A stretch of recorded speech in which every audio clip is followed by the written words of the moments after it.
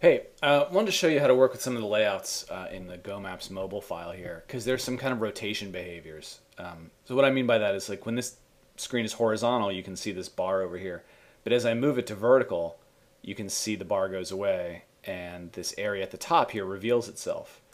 And you can kind of see how this is done, right? This is just done by adjusting sliding. So when the layout's short, we get rid of that top menu. When it's longer, we show it. And so forth. So basically this means there's just some stacked objects to play with, and let me show you what I mean by that. So let's go into layout mode.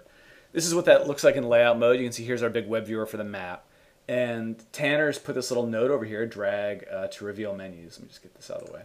So make this a little bigger, and you'll see it's pretty easy to kind of just drag this to the right, and now you can work on what's going over here.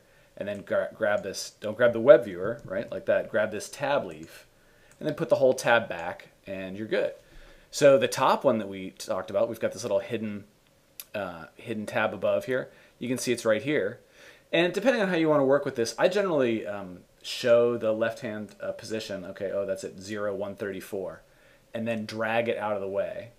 Once it's out of the way, I note its height, it's 8, and I make it longer. Then I can work with it, change it, whatever. When I want to put it back, I switch it back to 8. And then I put it back where it used to be, which is at 134, 0. And now it's kind of back, and you're good to go.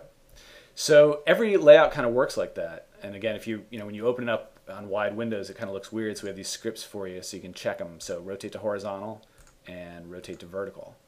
Kind of cool. So let's rotate to horizontal.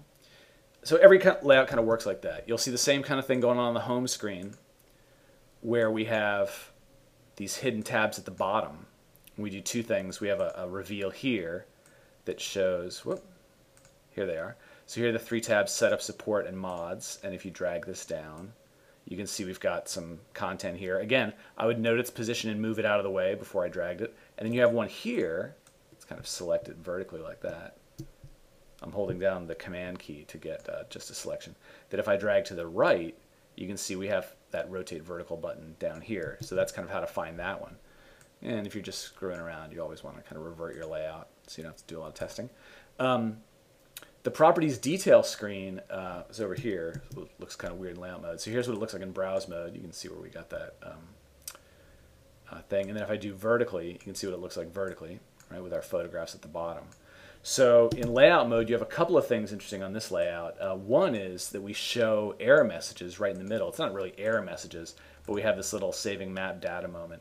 So this whole tab control only shows up when we save the map or save edits to the screen. We just kind of want to show you a little message. So when I want to work on this screen, I just, again, make a note of its position. What's it? 192 and 218, and just drag it out of the way. So that it's out of the way. Now you can see we've done something different here. Here you can work on these right-hand, the showing when horizontal portals right here, which is no problem. If you want to work on the vertical ones, they're down here. And again, I would drag them somewhere off screen and work with them. So to do that, just put this back. Grab this little guy, it's at 0, 654. Kind of take it all the way off screen. Then I can expand it. That's where we see the portals, the pictures, images at the bottom of the screen when it's vertical. Then I can just put it back and put it back. And there we are. So that's pretty much all the hidden content that we have going on here.